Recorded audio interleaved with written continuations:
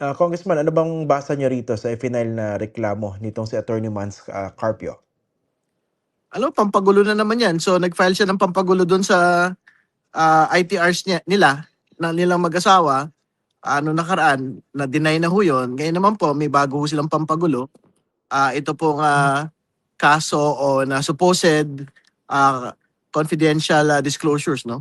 Ito pong AMLAC sa House Committee on Justice proceedings po, no? So, una ho sa lahat, bago natin pag-usapan yung detalye, kailangan ho nilang pag-aralan yung complaint ulit, no? Kasi alam po ninyo, by filing that complaint, they are basically conceding the numbers that were disclosed in the proceeding. So, Attorney Carpio is conceding 6.7 billion in total transactions, 4.4 billion in inflows. Ibig sabihin yung pumasok mong pera sa bank accounts ng mag-asawa, 1.5 billion in outflows. Ibig sabihin yung lumabas po mula sa sistema at 2.8 billion na net inflows yung supposedly natitira po sa kanila pong mga bangko. So, ang basic question ho doon, una, saan galing po yung pera? Pangalawa, saan ho napunta yung pera? No, at nasaan sa salin yung pong natitira po sa mga bank accounts, no? At tingin ko yun ho yung central na usapin na kailangan po nilang sagutin at linilito ho nila yung taong bayan dito po sa pagsasampa nito pong kaso na ito. Okay. Yun nga, does it necessarily follow that they're admitting or conceding to those information or details that came out by filing this case against the, let's say, the AMLAC, BSP governor, and 4 congressmen? Kasi ang totoo po, they are contesting the disclosure. They are not contesting whether the numbers are true or not. Kasi or Okay. true or false, no? Kasi if they were basically contesting the truth or falsity of the numbers, it should have been a perjury case against the AMLC. Pero Okay. ang reklamo lang ho nila, no, we are complaining about the disclosure of these Okay. accounts, firstly, transactions, and of the totals, no? Of total transactions, inflows, outflows, and net inflows. So basically ganito, no? Para sa simpleng usapan, sa kapakinabangan ng ating mga viewers, no? Kung hindi naman sa yung mga bank transactions na yon o yung mga bank accounts na yon, bakit ka magpa-file ng reklamo na violate yung Data Privacy Act, yung AMLAC, at saka yung disclosure ng yung secrecy of bank deposits, tama? Tama. Pero alam po ninyo, nakakatawa yung abogado niya kanina, no? Ang paliwanag niya, alam niyo, wala pa nga kaming kopya sa TV lang namin napanood yung mga dokumento na yan. Hindi ba? So, ibig ko sabihin, kung sa TV niyo lang ho nakuha yung mga dokumento at napanood, paano niyo naman nalaman? Paano kayo magkakaroon ng kaso ngayon? Hindi ba? Mm. So, even in the substance of it, parang wala hong kabata-batayan ito pong kaso na ito. Kasi nga, anong magiging batayan para magkaroon ng ebidensya dito po sa sinasabi po nilang non-disclosure, no? Ano nakikita niyo kinabukasan nitong reklamo na ito? Ano yung nakikitang intention by filing this case after those details were revealed? Well, tingin ko ho, syempre, gusto ho talaga nilang i-deflect, no? Yung pong question. Kasi ang main question ho talaga sa utak mula nung Miyerkules ng ating pong mga kababayan ay, again, paano nangyari na nagkaroon po ng 6.7 billion in transactions ito po mag-asawang Duterte Carpio? Kasi ano ho ba sila? Sila po ay mga abogado, sila po ay public official, sila po ay may mga naluluging mga negosyo. So how in the world can they actually explain 6.7 billion in total transactions, 4.4 billion in money going into their accounts? Hindi ba? Parang by any stretch of imagination, parang hindi ho talaga obra yun. And ibabangga ho ito doon sa 2024 salin ng ating pong pangalawang Pangulo, which basically amounts to 88.5 million. And the information that I had gotten about the income net of taxes from 2008, which stands at only 73 million. So, kumbaga, by any measure, by the measure of income, total income, and by measure of net worth, hindi ho talaga maipapaliwanag ito pong level and scale of amounts, no? Billions upon billions of pesos na pumasok, Okay. lumabas na natili sa kanila pong bank accounts.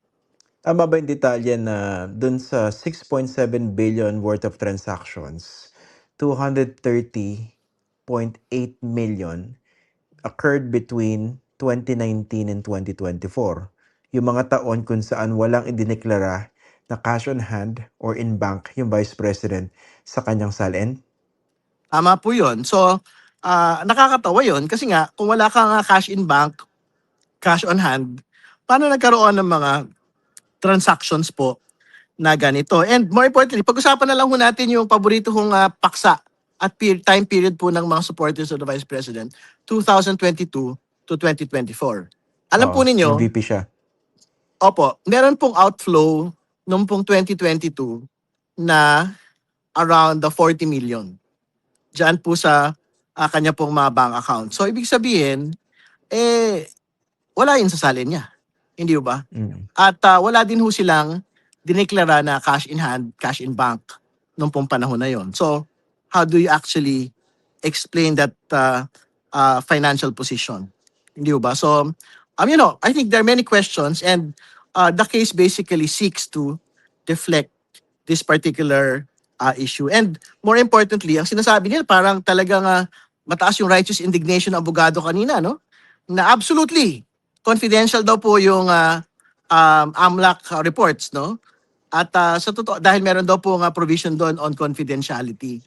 Mm. Kailangan hong basahin ng abogado yung kabuuan po ng provision ng pong amendments, no? Kasi may nakalagay ho doon, meron po information sharing between offices, no? Government offices, investigating bodies. Ibig sabihin nun, wala akong absolute confidentiality. Yung pinag-uusapan pong confidentiality ay yung pong pagbabawal sa mga tao sa AMLAC na mag-tip off nung po mga iniimbestigahan na Mm. mga subjects, no? Nito pong mga reports po na ito. Yun po yung basic Mm.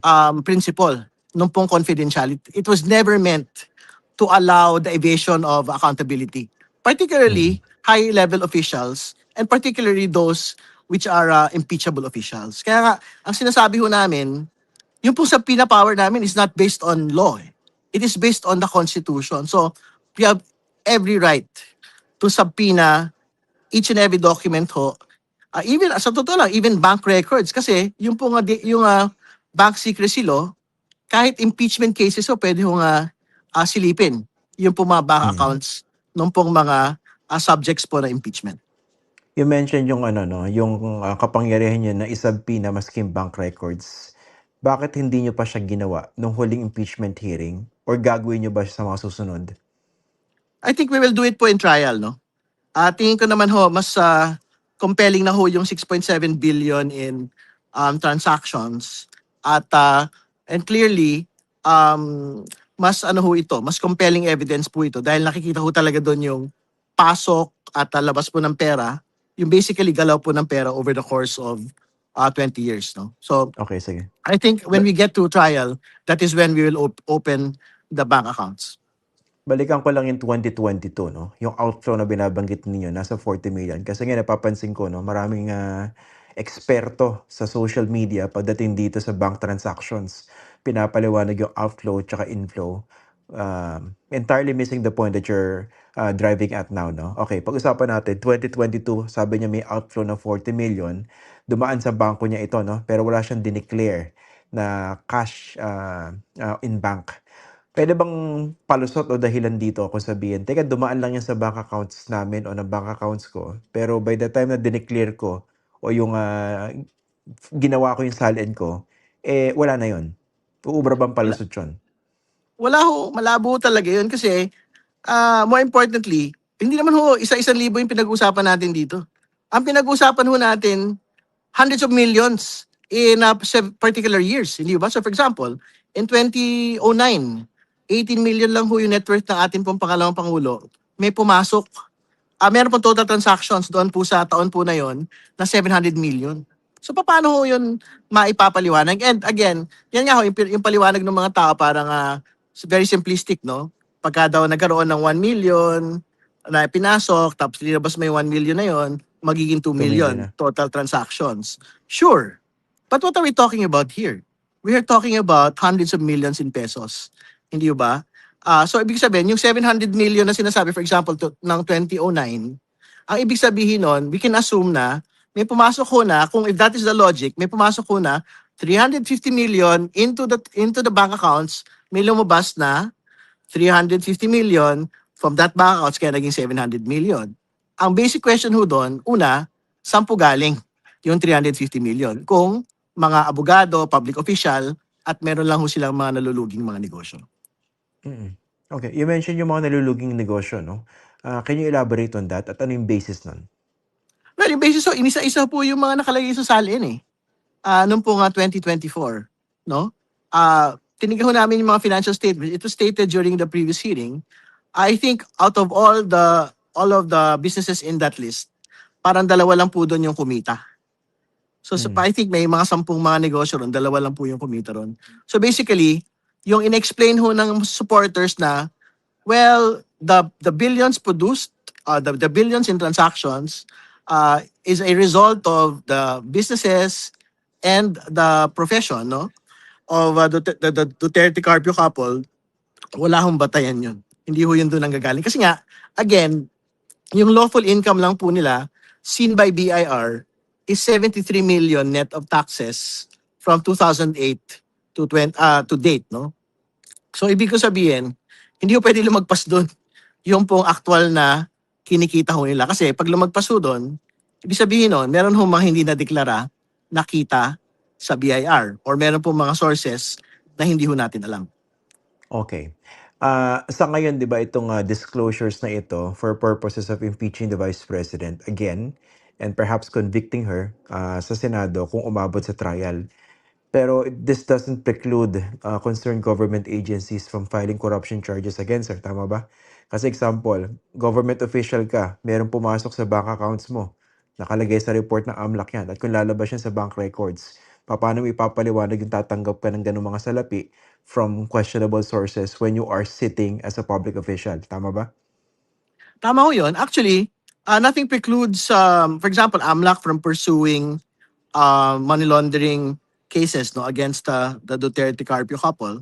Wala din hong pumipigil, for example, sa BIR na mag-further look into the bank accounts. Kasi nga, parang kung totoo hong naging aktual na pera at yaman, ito pong mga pera na pumasok, lumabas na natili sa kanila pong bank accounts, parang meron hong hindi nagdeklara ng tamang kita no, sa gobyerno.